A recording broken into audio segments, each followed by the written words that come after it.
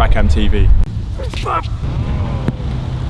The argument that we're losing talent to other sports is flawed, because there's people that are put in place high up at British Athletics that's their job, to attract the talent.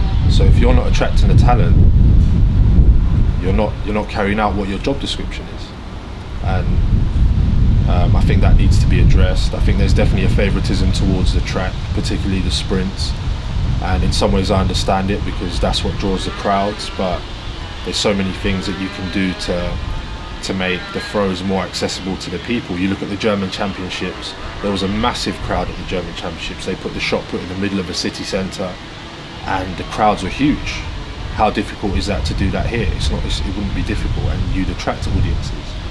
And you know, when you've got a young kid seeing these big heavy metal balls going a long way, that's what inspires a kid to get into the sport, and that's what will increase the participation, and through the participation you'll find the talent. I'm not particularly talented. I don't have the talent that some of these guys around the world do. I'm not a physical specimen, and I have a ridiculous work ethic. It's just time. Just give me time. I'll get there eventually. I'm 24 now. I think I should be able to be attacking those 20-meter marks. We had a sports day or something, and I threw the tennis ball over the school wall into the train station, because the train station is next to the school, and you know, I didn't really think nothing of it.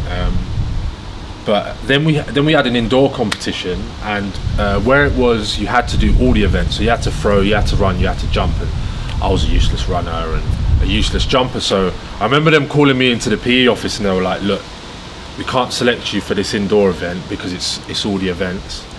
And they didn't say it, but basically were saying you're rubbish at the other two. So you're a good thrower, but you're rubbish at the other two. So we need points, but definitely carry on with throwing in the summer, when you can just throw the discus or the shot or whatever it might be. And I was just like, whatever, forget this sport.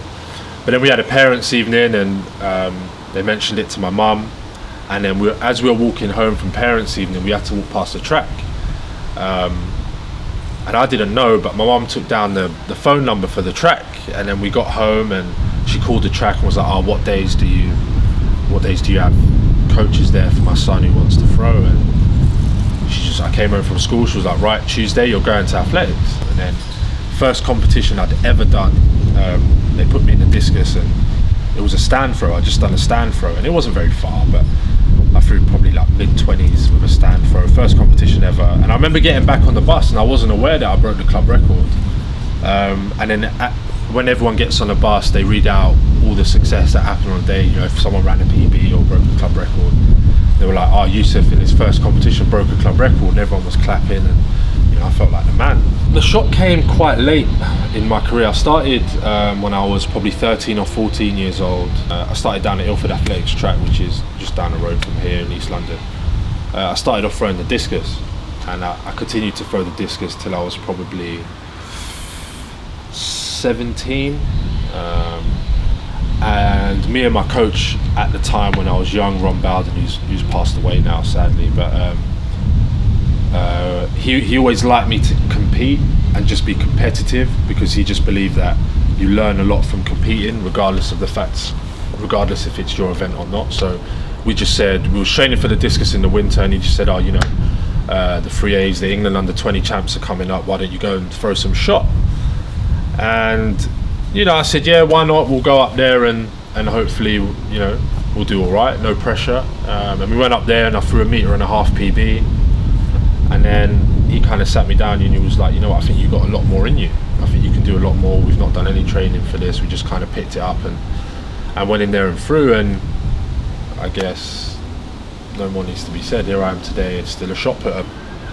This might come across as a surprise to a lot of people, but I don't really see training by myself as a struggle anymore. I used to find it really difficult to, you know, have to come out here in the winter when it's freezing cold in the rain by myself and prop my tripod at the end of the circle and just press record and stop every time. But now that I've got used to it, I enjoy it, I really do. I have my own thinking time, I can work things out for myself, and don't get me wrong, I'd love to have someone there full time, but I don't believe that that's going to hinder my progress. Would I ever get a coach? You know what it is, I have people around me now that give me the support that I need. in Scott Ryder, who's I think been to 3 Olympic Games. 3 Olympic Games, 3 Commonwealth Games, I think. And I'm at a stage now where I know what I have to do to get where I want to get to. It's a thing where like now when I train with people, it's weird. It's almost off-putting. So I just prefer to just be left to my own devices and just get on with it really. So I'm not putting it out of the question. I went out to Arizona to train with 4-time world champion John Godina, and that was a turning point really. That's when I changed my techniques from the glide to the rotation. The glide is just for the more of the like brute kind of farmer strength athlete, if you want to put it that way, and the spin just opens a lot more doors to allow me to express what I'm good at doing. And like, I'm not the strongest of people, but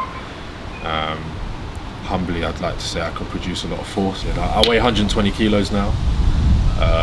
Weight for me has actually been quite a big issue. I've been wanting to put on a considerable amount of mass for a long time, and I really struggled. I'm not genetically made to be the weight I am or any heavier really, so it's been a real struggle to get to the weight that I have been. And most people watch this and be like, they want to go the other way, they want to lose weight, but I need to put weight on, and it's been really tough. So this time last year I was 113 kilos. I'm now 7 kilos heavier. As simple as it sounds, it's just fact. If you want to get bigger, you lift a lot of weight off and then you eat loads, and that's it. But my diet when I was trying to put on a lot of weight was, quite frankly, anything and everything. Whatever I can shovel down, went down. I live at home, so my mum looks after me quite well, and her food bill was soaring, but she understood what I was trying to do. It's not something I'd advocate to people. I wouldn't advocate just going out and eating anything and everything, but I tried the proper way. I found a nutritionist and we tried to do it properly, and I just didn't put the weight on that I needed to put on. The pre-workout, I'm not very consistent with my pre-workout, in the sense that sometimes I might just have 2 cans of Red Bull, sometimes I might take some Pro Plus and caffeine pills, sometimes I might take some actual pre-workout formula. I like to just change it up really, but it kind of also depends on how I feel on the day. Sometimes I just turn up to a competition and I just don't really feel switched on, so that's when I'll take some form of pre-workout before competition. I mean, look, I don't feel as though pre-workout is a necessity. You don't need it.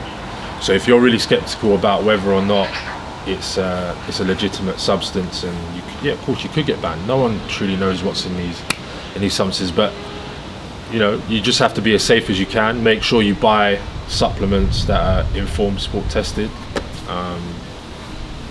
and that's as safe as you can be really. But you can't go through your career, living your whole life thinking, oh my god, what's going to happen if I take this? Like, this could happen and this can happen. I'm a firm believer in whatever's meant to happen will happen anyway. So just get on with it, I suppose. That's how I believe. Obviously I'm not advocating taking any banned substances to anyone. Don't misconstrue what I've said, but as long as you try your best to be on a straight and narrow, I think